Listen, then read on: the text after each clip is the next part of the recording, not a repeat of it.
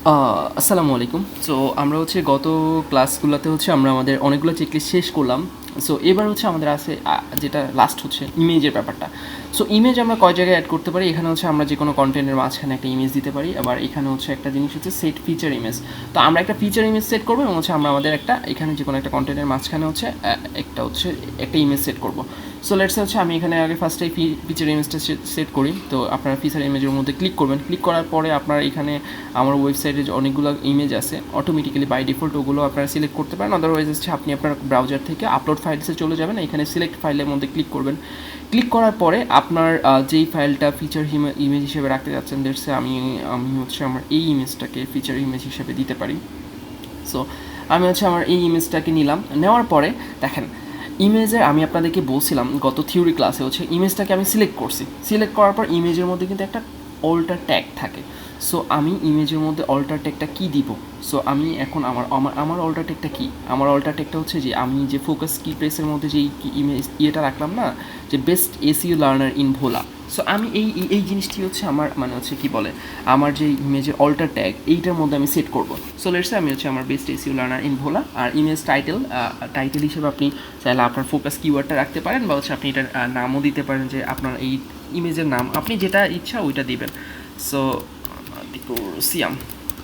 So আপনি চাইলে এই ইমেজের ক্যাপশনটাও ইমেজের ক্যাপশনটা একটু কিছু ক্যাপশনটা লিখে দিতে পারেন, যাতে করে আপনি আপনার মধ্যে ওই ক্যাপশনটার মধ্যে ফোকাসিং যে কিওয়ার্ডটা থাকে ওই কিওয়ার্ডটার মধ্যে থাকে, বা ডিসক্রিপশনের মধ্যে আপনার ইমেজের ডিসক্রিপশনের মধ্যে যাতে করে আপনার যে ফোকাসিং কিওয়ার্ডটা ঘুরে ফিরে একটা কি বলে আপনার এই ডিসক্রিপশন বলেন বা ক্যাপশন বলেন, মেইন যে এখানে ফোকাসিং যে বিষয়টা সেটা আপনার অল্টার টেক্সট, যেটা কোডের ওয়েবসাইটের মধ্যে লিঙ্কের মধ্যে থাকে ওই জিনিসটা মূলত সেট করা।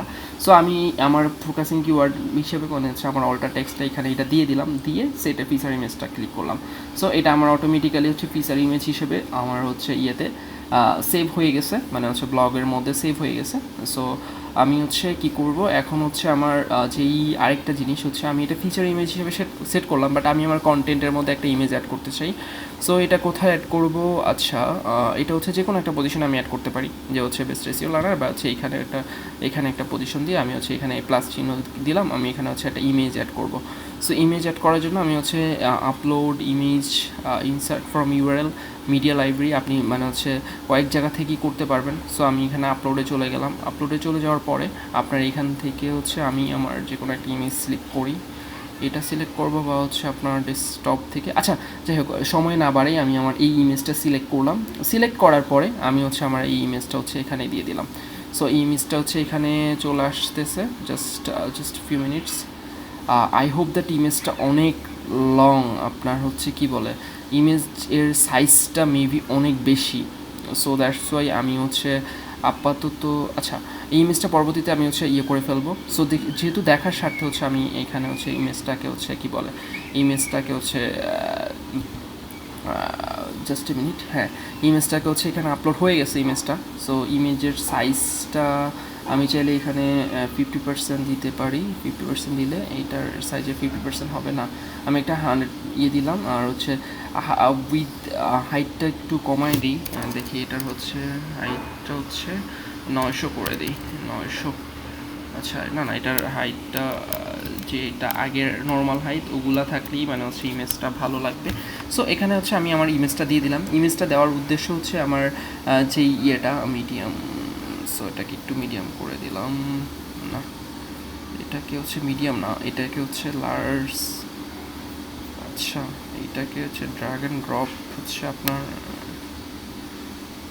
এইখানে এরকম করে কমাই দিয়ে দেন আমি এটাকে সেন্টার অ্যালাইন করে দিই, এটাকে কি বলে অ্যালাইন সেন্টার, এটা সেন্টার অ্যালাইন করে দিলাম। আর আপনার এখানে এটা কি ছোট? হ্যাঁ, এবার এটা একটু ছোট হয়ে গেছে। জি, এবার পারফেক্ট। এখন যে মেইন জিনিসটা যেটা নিয়ে কথা বলতে চাচ্ছিলাম, যাই হোক, ইমেজটা ঠিক করতে একটু সময় লেগেছে। তো দেখেন এই ইমেজটার মধ্যে আপনি যখন ক্লিক করবেন তখন এখানে আপনার অল্টার ট্যাগ নামে একটা ইয়ে থাকবে। সো জাস্ট আপনি আপনার ফোকাসিং কিওয়ার্ডটা এখানে ইনপুট করে দেবেন।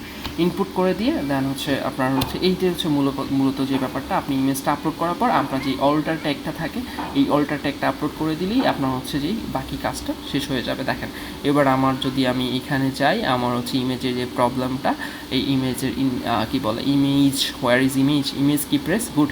আমার ইমেজের মধ্যে যদি আমি এই কি প্রেসটা না দিই, এই কি প্রেসটা যদি ডিলিট করে দিই, কন্ট্রোল সি দিয়ে কপি ডিলিট করে দিই, দেখেন এই জিনিসটা হচ্ছে আমাকে হচ্ছে আপনার জাস্ট এ মিনিট, ইমেজ একটা ইমেজ আপলোড করছি, বাট হচ্ছে আপনার ওই ইমেজটার মধ্যে দিছি, দ্যাটস ওয়াই হচ্ছে আমাকে ইমেজ কি প্রেস গুড, এটা গুড জব দেখাইতেছে। সো আমার হচ্ছে আমি হচ্ছে মেইনলি আলটিমেটলি এইভাবে হচ্ছে আমার ইমেজটা আপলোড করে ফেলবো। সো এখন হচ্ছে আমি সরি ভিডিওটা একটু লং হয়ে গেছে। সো আমার হচ্ছে কি বলে আমার হচ্ছে আমার চেকলিস্টের মধ্যে আমার 10টা চেকলিস্টই কমপ্লিট করা শেষ। আমার হচ্ছে আমি এখানে ইমেজে কি করছি, আমি হচ্ছে আমার একটা ফিচার ইমেজ আপলোড করে দিছি, এখানে ফিচার ইমেজ হচ্ছে ওইখানে অল্টার ট্যাগ দিছি, আর হচ্ছে আমি আমার এইখানেও হচ্ছে আমার একটা ইমেজ আপলোড করে দিয়ে এইটার মধ্যেও আমি হচ্ছে আমার অল্টার ট্যাগটা দিয়ে দিছি। So this is the things. আপনারা হচ্ছে যারা ওয়ার্ডপ্রেস জানেন তারা হয়তো বা এই জিনিসটা একটু আমার মতো কাঠখড় পোয়াইতে হবে না, বাট ওয়ার্ডপ্রেস যারা জানেন তারা হচ্ছে এটাকে খুব টাপাটাপ মানে হচ্ছে এডিট করে ফেলতে পারেন। বাট এসিওর যে জিনিসগুলো, এসিওর এই থিংস, এই যেই জিনিসগুলো এগুলোকে আপনারা হচ্ছে গ্রিন মার্ক করার চেষ্টা করবেন। So thank you. পরবর্তী ভিডিওতে হচ্ছে আমরা এটাকে সার্চ কনসোলে অ্যাড করে ফেলবো। ওকে, মানে সার্চ কনসোলে ইন্ডেক্স রিকোয়েস্টের জন্য পাঠিয়ে দিব। So thank you.